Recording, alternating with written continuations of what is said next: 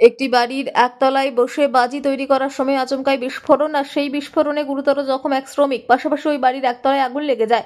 আকাশ হেলা, বয়স 32 নামে গুরুতর জখম ওই শ্রমিককে কলকাতার এসএসকেএম হাসপাতালে নিয়ে যাওয়া হয়, ভর্তি করা হয়। সেখানেই রাত পর্যন্ত চিকিৎসা চলে আকাশের। প্রথমে এলাকার বাসিন্দারা আগুন নেভানোর কাজ করে দমকলকে খবর দেওয়া হয়। ঘটনাস্থলে একটি ইঞ্জিন এসে আগুন নিয়ন্ত্রণে আনে। ঘটনাস্থলে ছুটে যায় চ্যাটার্জিহাট থানার পুলিশ। ঘটনাটি ঘটে রামরাজাতলার অম্বিকা কুণ্ডু লেনে। আতঙ্কিত হয়ে পড়েন বাসিন্দারা। পুজোয় ব্যবহার করার জন্য বিভিন্ন প্রকারের আতশবাজি তৈরি হতো এখানে। কোনো বেআইনি বাজি মজুত করা হয়েছিল কিনা তা খতিয়ে দেখছে পুলিশ। কিভাবে আচমকা বিস্ফোরণ তাও দেখা হচ্ছে খতিয়ে। আমরা একটা খবর পাই যে এখানে একজনের নিচে কিছু বাজি বানাচ্ছিল। এবার তার ফলে একজন ইনজিওর্ড হয়েছে। আপাতত যে আপডেট আছে আমাদের কাছে যে একজনের ইনজুরি আছে। এবার কত পার্সেন্ট কি আছে সেটা আমাদের কাছে এখন এসে পৌঁছয়নি, বাট বার্নিং আছে স্টিল এখানে।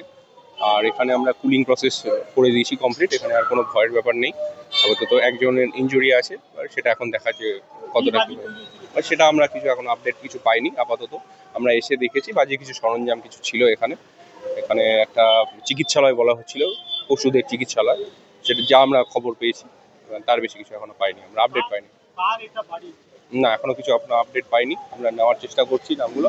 এই কাজকর্মের প্রসেস সবে শেষ হলো। আমরা এবার দেখা যাক কি করা যায়। সেটা এখনো বলা যাবে না, সেটা আগে ইনভেস্টিগেশন হবে, তারপরেই বলতে পারবো আমরা সেটা। একজন ইনজুরি আমরা জানতে পেরেছি। না, এখনো নামটা কিছু জানা যায়নি। আমরা দেখছি, চেষ্টা করছি ইনকোয়ারি করার। কারণ আগুন লেগেছে সেটা তো এই মুহূর্তে বলা সম্ভব নয়। আগুনটা নিভে গেছে, একজনের ইনজুরি হয়েছে, তাকে পাঠানো হয়েছে, এখন ট্রিটমেন্ট চলছে।